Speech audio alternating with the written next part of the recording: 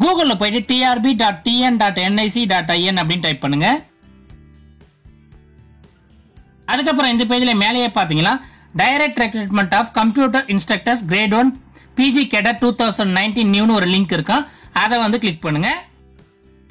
அதுக்கப்புறம் இந்த பேஜ்ல மேலேயே பாத்தீங்கன்னா click here computer instructors grade 1 PG cadre 2019 online application ஒரு லிங்க் இருக்கு. அதை வந்து கிளிக் பண்ணுங்க. அதுக்கப்புறம் இந்த பேஜ் வந்து டிஸ்பிளே ஆகும். இதுக்கான ஆன்லைன் ரெஜிஸ்ட்ரேஷன் பாத்தீங்கன்னா நேற்று, அதாவது 20/3/2019 அன்னைக்கு ஸ்டார்ட் ஆகிருக்கு. இதுக்கான லாஸ்ட் டேட் பாத்தீங்கன்னா 10/4/2019 சொல்லியிருக்காங்க. நீங்க ரெஜிஸ்ட்ரேஷன் பண்றதுக்கு ரைட் சைட்ல மேல பாத்தீங்கன்னா ரெஜிஸ்ட்ரேஷன் ஒரு லிங்க் இருக்கும். அதை வந்து கிளிக் பண்ணுங்க. அதுக்கப்புறம் இந்த ரெஜிஸ்ட்ரேஷன் பேஜ் வந்து டிஸ்பிளே ஆகும். அதுல ஃபர்ஸ்ட் பாத்தீங்கன்னா உங்க நேம், அதுக்கப்புறம் இனிஷியல், அதுக்கப்புறம் நேஷனாலிட்டி கேக்குறாங்க. உங்க நேம் வந்து உங்க SSLC மார்க் ஷீட்ல எப்படி இருக்கோ அதே மாதிரி வந்து என்டர் பண்ணுங்க. அதுக்கப்புறம் நீங்க மாற்றுத்திறனாளியான்னு ஒரு ஆப்ஷன் கேட்கறாங்க. அதை வந்து சூஸ் பண்ணுங்க. அதுக்கப்புறம் பாத்தீங்கன்னா உங்க டேட் ஆஃப் பர்த் வந்து உங்க SSLC மார்க் ஷீட்ல இருக்க மாதிரி உங்க டேட் ஆஃப் பர்த் வந்து மென்ஷன் பண்ணுங்க. அதுக்கப்புறம் பாத்தீங்கன்னா ஆக்டிவ்ல இருக்க உங்க இமெயில் ஐடி, அதுக்கப்புறம் பாத்தீங்கன்னா உங்க மொபைல் நம்பர் வந்து என்டர் பண்ணிட்டு பக்கத்திலேயே பாத்தீங்கன்னா send email OTP, send mobile ஓடிபின்னு 2 ஆப்ஷன் இருக்கும். ரெண்டுத்தையுமே வந்து கிளிக் பண்ணுங்க. நீங்க கிளிக் பண்ணதும் உங்க இமெயிலுக்கு வந்து ஒரு ஓடிபி வந்து அனுப்புவாங்க. அதுக்கப்புறம் உங்க மொபைலுக்கு வந்து ஒரு ஓடிபி அனுப்புவாங்க. 2 ஓடிபி வேல்யூ இந்த இடத்துல என்டர் பண்ணிட்டு கீழே இருக்க இந்த டெக்ஸ்ட், அதாவது இந்த நியூமரிக்கல் டெக்ஸ்ட் என்டர் பண்ணி சப்மிட் இருக்க அந்த பட்டனை பிரஸ் பண்ணா இந்த பேஜ் வந்து டிஸ்பிளே ஆகும். இதுல பாத்தீங்கன்னா உங்க ரெஜிஸ்ட்ரேஷன் கன்ஃபர்மேஷன் ஆனதுக்கான ஒரு மெசேஜ் வந்து டிஸ்பிளே ஆகும். அதுல பாத்தீங்கன்னா உங்க யூசர் ஐடி, பாஸ்வேர்ட் ரெண்டுமே வந்து டிஸ்பிளே ஆகும். இந்த தகவல் பாத்தீங்கன்னா உங்க இமெயிலுக்கும் மொபைலுக்கும் ரெண்டுத்துக்குமே வந்து அவங்க அனுப்புவாங்க. அதுக்கப்புறம் இந்த பேஜ்ல உங்க மொபைலுக்கு இமெயிலுக்கு வந்து அந்த யூசர் ஐடி பாஸ்வேர்டு வச்சு லாகின் பண்ணுங்க. ஒன்ஸ் நீங்க லாகின் பண்ணது இந்த மாதிரி ஒரு பாக்ஸ் வந்து ஓபன் ஆகும். அதுல வந்து உங்க பழைய பாஸ்வேர்டை என்டர் பண்ணி நீங்க புதுசா ஒரு பாஸ்வேர்டை வந்து கிரியேட் பண்ணிட்டு சேஞ்ச் பாஸ்வேர்டு இருக்க அந்த பட்டனை வந்து பிரஸ் பண்ணி உங்க பாஸ்வேர்டை வந்து சேஞ்ச் பண்ணிக்கலாம். அதுக்கப்புறம் இந்த பேஜ் வந்து டிஸ்பிளே ஆகுது. மேல பார்த்தா நிறைய இன்ஸ்ட்ரக்ஷன்ஸ் இருக்கும். அப்படியே ஸ்க்ரோல் பண்ணீங்களா கீழே இருக்க அந்த செக் பாக்ஸை கிளிக் பண்ணிட்டு கண்டினியூன்னு இருக்க அந்த பட்டனை வந்து பிரஸ் பண்ணுங்க.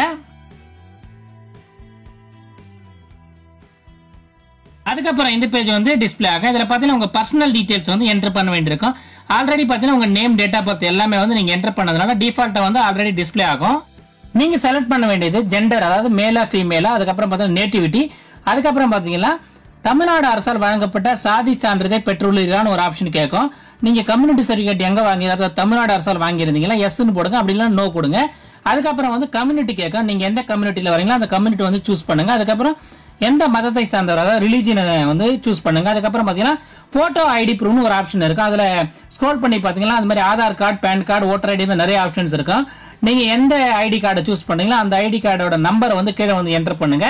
அதுக்கப்புறம் உங்க அட்ரஸ் வந்து என்டர் பண்ண வேண்டியிருக்கும். உங்க ஆன்லைன் அப்ளிகேஷனை நீங்க பதிவு பண்றதுக்கு முன்னாடி இதுக்கான டீடைல்டு நோட்டிபிகேஷன் வந்து இதே வெப்சைட்ல இருக்கு. நானும் வந்து டிஸ்கிரிப்ஷன்ல இதுக்கான லிங்க் கொடுக்குறேன். அதை டவுன்லோட் பண்ணி ஒரு முறைக்கு 2 முறை எல்லாத்தையும் படிச்சு பார்த்துட்டு அதுக்கப்புறம் உங்க ஆன்லைன் அப்ளிகேஷனை நீங்க பதிவு பண்ணுங்க.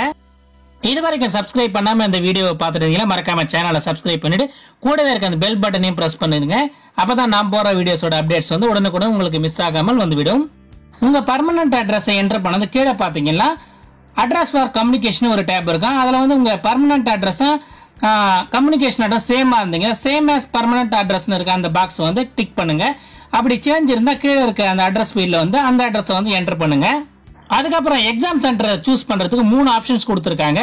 நீங்க ப்ரிஃபரன்ஸ் பண்ணி உங்களுக்கு எது அருகாமையில் இருக்கோ அதை வந்து ஃபர்ஸ்டா சூஸ் பண்ணுங்க. அது மாதிரி 3 எக்ஸாம் சென்டரை சூஸ் பண்ணிட்டு கீழே பார்த்தீங்கன்னா சேவ் அண்ட் கண்டினியூன்னு ஒரு பட்டன் இருக்கும். அதை வந்து பிரஸ் பண்ணுங்க. அதுக்கப்புறம் இந்த பேஜ் வந்து டிஸ்பிளே ஆகுது. இதுல மேலேயே பாத்தீங்கன்னா கேட்டகரி 1, 2, 3 3 கேட்டகரி கொடுத்துருக்காங்க.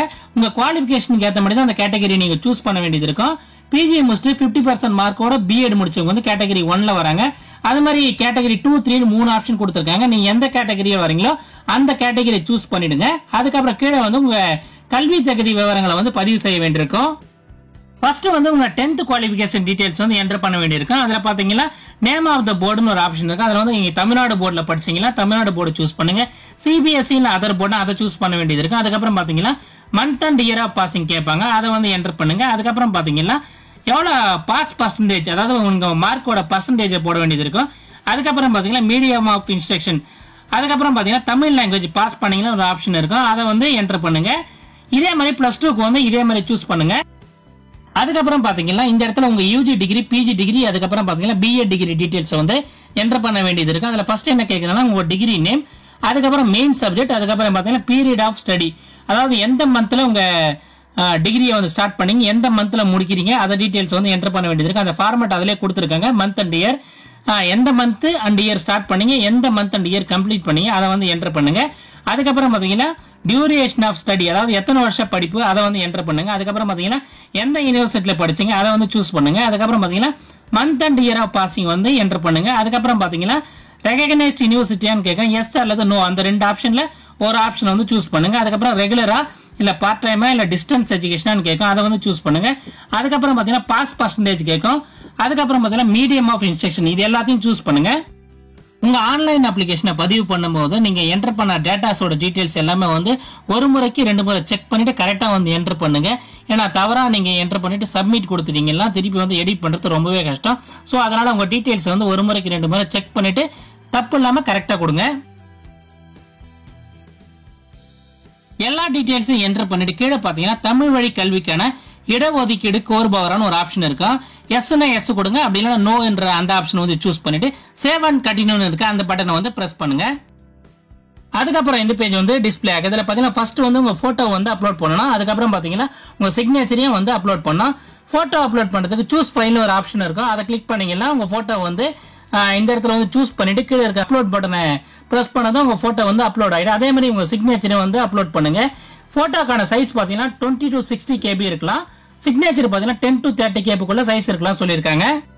உங்க போட்டோ சைன் ரெண்டுத்தையுமே வந்து அப்லோட் பண்ணிட்டு கீழே இருக்க அந்த கண்டினியூ இருக்க அந்த பட்டனை பிரஸ் பண்ணதும் இந்த பேஜ் வந்து டிஸ்பிளே ஆகும். நீங்க இந்த பேஜ்ல வந்து உங்க அப்ளிகேஷன் வந்து ப்ரிவியூ பண்ணி பார்த்துக்கலாம். ஏதாவது தவறுகள் இருந்தால் நீங்க பேக்ல போயிட்டு எடிட் பண்ணிக்கலாம். இந்த ஸ்டேஜ்ல தான் எடிட் பண்ண முடியும். அதனால கேர்ஃபுல்லா வந்து எல்லாத்தையும் ஒரு முறைக்கு 2 முறை ரிவ்யூ பண்ணிட்டு கீழே இருக்க அந்த ப்ரொசீட் டு சப்மிட் ஃபார்ம்னு இருக்க அந்த பட்டனை பிரஸ் பண்ணாதான் இந்த மாதிரி ஒரு பாக்ஸ் வந்து ஓப்பன் ஆகும்.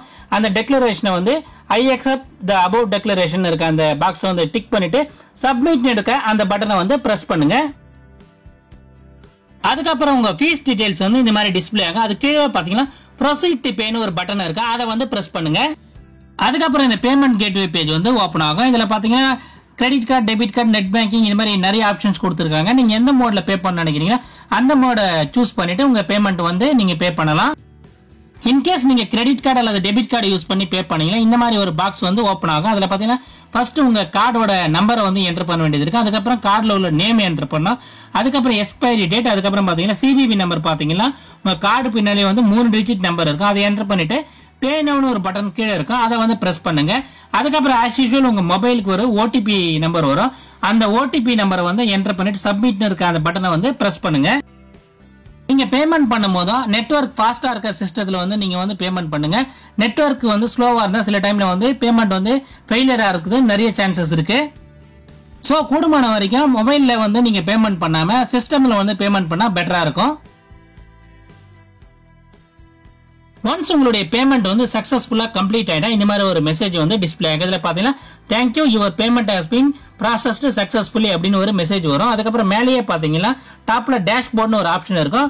அதுல பாத்தீங்கன்னா மேல டாப்ல கீழே பாத்தீங்கன்னா அப்ளிகேஷன் ஃபார்ம் சப்மிட்னு உங்க ஸ்டேட்டஸ் வந்து டிஸ்பிளே ஆகும். அது அப்படியே மொல்லமா ஸ்க்ரோல் பண்ணி பாத்தீங்கன்னா அப்படியே லாஸ்ட்ல கீழே பாத்தீங்கன்னா உங்க அப்ளிகேஷனோட நீங்க அப்ளை பண்ண ஸ்டேட்டஸ் எல்லாமே டிஸ்பிளே ஆகும்.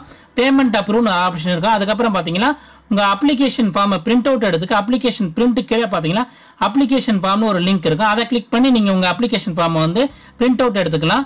அதே மாதிரி உங்க ரெசிப்டையும் அந்த ரெசிப்ட் கீழே பாத்தீங்கன்னா ஒரு லிங்க் இருக்கும், அதை கிளிக் பண்ணீங்கன்னா பிடிஎஃப் ஃபார்மேட்ல வந்து உங்க பேமெண்ட் ரெசிப்ட் வந்து நீங்க வந்து இது மாதிரி பிரிண்ட் அவுட் எடுத்து வச்சுக்கலாம். இந்த அப்ளிகேஷன் பிரிண்ட் அவுட் வந்து நீங்க ஹார்ட் காப்பி வந்து அனுப்ப தேவையில்லைன்னு சொல்லியிருக்காங்க.